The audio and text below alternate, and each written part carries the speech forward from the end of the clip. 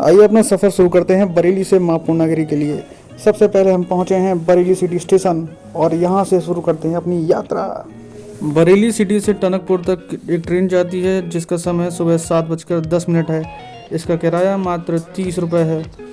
ये platform number 2 से भी जाती है क्योंकि हम जिस दिन गए थे तो ये 2 नंबर प्लेटफॉर्म पर लगी थी और यहाँ सुबह का मौसम बहुत सुहावना था। तो हमने सोचा है कि भाई क्यों ना एक सेल्फी वीडियो बनाया जाए जिससे आपको दिखाएं कितना बढ़िया मौसम है। फिर हम ट्रेन में बैठ गए। थोड़ी देर में ट्रेन ने रफ्तार पकड़ी और अपने बरेली शहर को पार किया। माँ पूर्णागिरी के दर्शन के लिए हम फरवरी में गए थे, इसलिए ट्रेन में हमें ज़्यादा भीड़ नहीं दिखी, लेकिन दोस्तों के साथ ट्रेन में सफ़र करके बहुत अच्छा लगा। देखिए हमारे साथी भी खुश थे और पहाड़ का मौसम भी बहुत सुहावना था। थोड़ी देर बाद ट्रेन पहुंची बनबसा। यहाँ हमें थोड़ी ज़्यादा देर इंतज़ार करना पड़ा क्योंकि एक ट्रेन ने क्रॉस किया था, लेकिन कुछ देर बाद जब पहाड़ दिखे तो दिल गार्डन गार्डन हो गया। यहाँ पर रास्ते में बहुत अच्छा लग रहा था हमें क्योंकि हरियाली हर तरफ थी और कुछ लड़के हमारा स्वागत भी करते नज़र आए।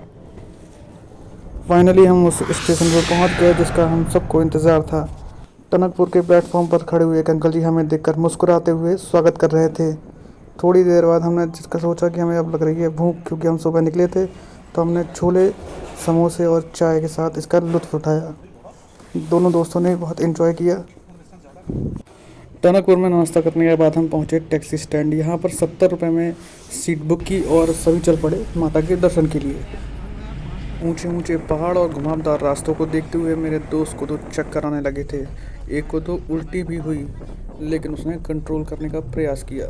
माहौल सकारात्मक करने के लिए टैक्सी ड्राइवर ने माता के भजन चला दिए और कुछ देर में ही हम पहुंच गए मंदिर के प्रवेश द्वार पर।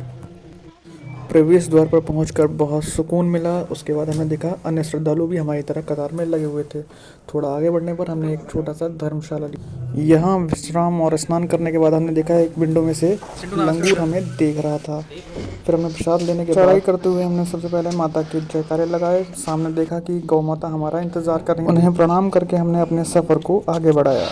यहाँ देखा कि रास्ते में जगह जगह दुकानें ठीक करी जा रही थीं। मार्च में लगने वाले मेले में हज़ारों की संख्या में श्रद्धालु पहुंचते हैं। ऐसे में यहाँ पर जो तैयारियां हैं ज़ोरों शोरों से की जा रही हैं। रास्ते में देखिए हमारे दोस्त थोड़ा थक भी चुके थे, लेकिन माता का नाम लेते हुए वे आगे बढ़े और कुछ ही देर में हम पहुंच चुके थे माता के दर पर। भीड़ नहीं होने के कारण हमने अच्छे से दर्शन किए। इसके बाद शुरू की हमने थोड़ी खरीदारी और आगे बढ़ते रहे। यहाँ हुआ हमारा सफ़र पूरा। जय माँ पूर्णागिरी। आप सभी की यात्रा मंगलमय हो।